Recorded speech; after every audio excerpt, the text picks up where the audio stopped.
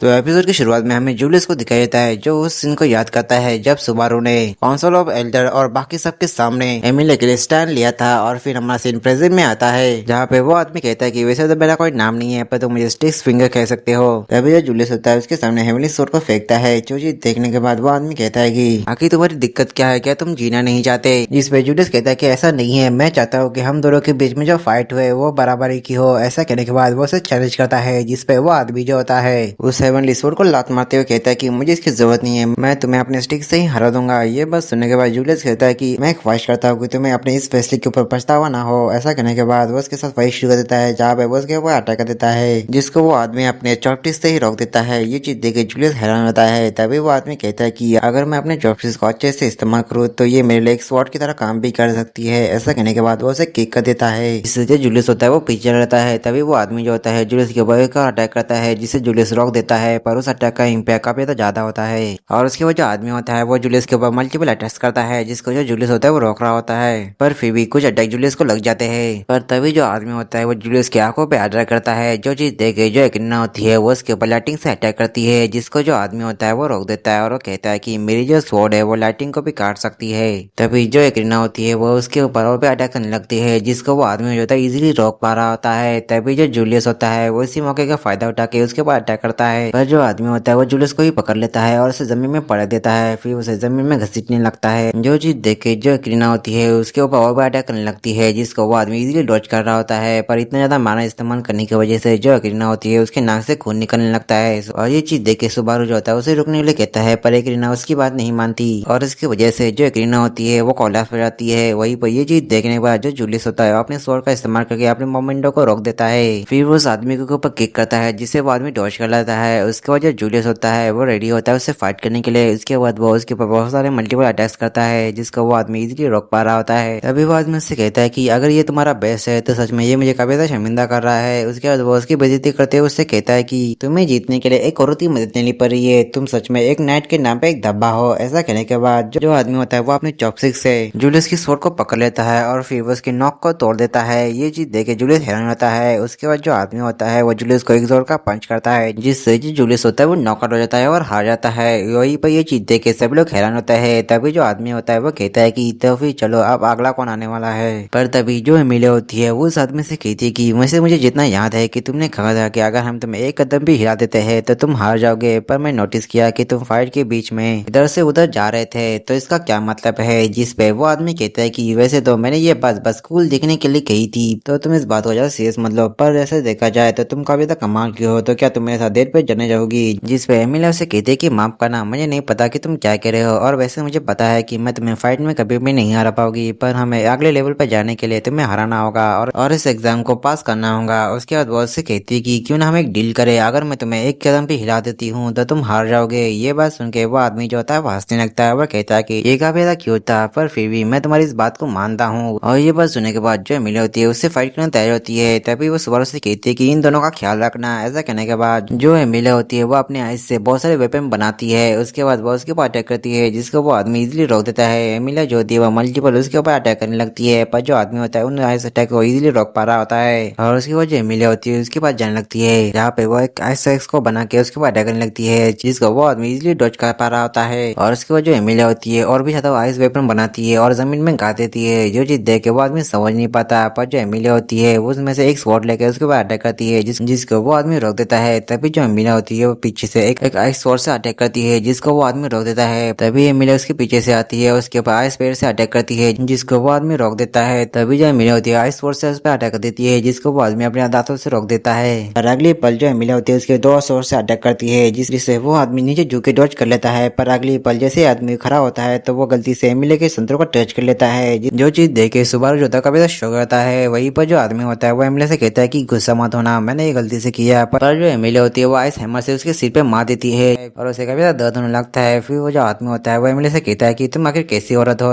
आमतौर पर ऐसे चुने पर जो औरतें होती है वो काफी ज्यादा शर्मा जाती है, पर तुम कुछ अलग ही हो। जिस पे एमिले कहती है कि पर तुमने तो बस मुझे छुआ था, तो इसमें क्या बड़ी बात है? जिस पे जो आदमी कहता है कि क्या तुम पागल हो क्या? आखिर तुम कैसी औरत हो? क्या तुम्हारे पेरेंट्स ने तुम्हें कुछ भी नहीं सिखाया? जिस पे एमिले कहती है कि मुझे नहीं पता कि तुम क्या कह रहे हो। तभी वो आदमी जो होता है वो सुबारू से कहता है कि ओए सुन, इस औरत को घर के बाहर मत जाने दे। और जो सुबारू होता है उस आदमी को काफी गुस्सा हो रहा होता है, उसे काफी गाली दे रहा होता है। उससे कहता है कि अबे साले तेरी हिम्मत कैसी हुई मेरी बंदी को टच करने की, ऐसा तो मैंने भी कभी उसे टच नहीं किया। और वहीं पर जो बैटरीज होती है उसे रोक रही होती है, उससे कहते हैं कि सुबारू जरा ध्यान से देखो, लेडी एमिलिया ने उसे एक कदम हिला दिया है। और ये चीज देखे जो सुबारू होता है वो शांत रहता है। और वहीं पर जो एमिलिया होती है इस चीज से कभी तक खुश रहती है। तभी जो सुबारू होता है उस आदमी से कहता है कि रूल्स के अकॉर्डिंग जो एमिलिया वो अब जीत चुकी है, भले वो जीत कैसी भी हो, जीत तो जीत होती है। जिसपे वो आदमी कहता है कि अच्छा ठीक है, मैं मानता हूँ कि मैं हार गया। वहीं पर ये चीज देख के सुबारू कहता है कि क्या सच में तुम अपनी हार मान रहे हो? जिसपे वो आदमी कहता है कि हाँ मैं अपनी हार मान रहा हूँ, और वैसे अगर मैं अपनी हार नहीं मानता तो सबके सामने मैं ही बुरा दिखूंगा। ऐसा करने के बाद वो सीढ़ियों को सम्मान करता है जिससे वो लोग अगले लेवल पर जा सके। उसके बाद जो आदमी होता है वो आगे कहता है कि ये लड़की अब इस एग्जाम को पास कर चुकी है इसलिए वो आगे जा सकती है, पर आप मुझे बताओ कि अगला कौन आने वाला है? फट्टू, क्या तुम अगले आने वाले हो या फिर इन दो बच्चों में से कोई आने वाला है? फिर वो सीरियस होकर कहता है कि तो फिर चलो जल्दी बता कि अगला कौन आने वाला है। और फिर हमें अगले सीन में राम को दिखाया जाता है जो कहती है कि यानी कि तुम लोग सिर्फ मुंह उठा के यहाँ पे आ गए और सिर्फ लेडी एमिलिया ही उस एग्जाम को पार कर पाई। तभी एमिलिया कहती है कि शायद से मुझे अकेले ही ऊपर जाना चाहिए, जिसपे सुबारू मना करता है और उससे कहता है कि पता नहीं कि ऊपर क्या हो सकता है, शायद वहाँ पे एक ड्रैगन भी हो सकता है। जिसपे एमिलिया कहती है कि मैं अपना ध्यान रखूंगी, पर फिर भी सुबारू उस पर नहीं मानता। वही पर रैम और बैटरीज होते हैं उसे तो ये काफी अजीब लगता है। और वही पर ये बात सुन के एमिलिया नाराज हो जाती है। वह तभी सुबारू कहता है कि मुझे इस बात की अभी फिक्र है कि अभी जूलियस कैसा होगा। जिसपे एमिलिया कहती है कि क्या तुम्हें इसकी फिक्र है? जिसपे सुबारू कहता है कि हाँ तुम ऐसा कह सकते हो, पर मुझे एक बात समझ नहीं आ रही कि आखिर लेडी एनिस्टेशिया ने उसकी मदद क्यों की। तभी रैम कहती है कि हाँ मैं समझ सकती हूँ, पर अभी के लिए हमारे एग्जाम बहुत ज्यादा जरूरी है, तभी हम लोग रैम को ठीक कर सकते हैं। जिसपे सुबारू कहता है कि हमें पता है, पर जो बंदा है वो काफी ज्यादा स्ट्रॉन्ग है, यानी कि कह सकते हो कि वो रायना जितना ही स्ट्रॉन्ग है। जिसपे एमिलिया भी एग्री करती है। वही पर जो राम होती है वो कहती है कि अगर देखा जाए तो दूसरे देशों में भी रायना जितना ही काफी ज्यादा स्ट्रॉन्ग बंदे हैं। जिसपे सुबारू कहता है कि क्या बाकी तीनों देशों में भी रायना जितने ही स्ट्रॉन्ग बंदे हैं? जिसपे राम हाँ कहती है और उनके बारे में बताने लगती है। सबसे पहले वोलिनिका किंगडम का टॉप जनरल ब्लू लाइटिंग सेसी सेजमूड, फिर होली किंगडम ऑफ गुस्टाको का मिड प्रिंस, और आखिर में टारगेरी सिटी के पास एडमिरल हरिबल है। और तुम लोगों ने जिस तरह से उस आदमी के बारे में बताया उनमें से कोई भी इससे मेल नहीं खा रहा है। पर तभी जो मिली होती है उनसे कहती है कि क्यों ना हम इसी लड़की से पूछ ले। तभी जो सुबारू होता है वो शल्लू से कहता है कि मैं जानता हूँ कि तुम बस सोने का नाटक कर रही हो। तभी जो शल्लू आती है वो जाग जाती है और उसे कहती है कि मास्टर मैंने कितना अच्छा सपना देखा जिसमें आप जब एग्जाम को पास कर लेते हो तब आप मुझे गले लगाते हुए कहते हैं कि शल्लूला मैं तुम्हें कभी छोड़ के नहीं जाऊंगा। जिसपे सुबारू कहता है कि सपने से बाहर आ जाओ और मुझे बताओ कि क्या तुम उस आदमी के बारे में कुछ जानते हो। जिसपे शल्लूला कहती है कि मुझे नहीं पता कि आप किस आदमी के बारे में बात कर रहे हो, मुझे बस इतना याद है कि जब आपने एग्जाम पास किया था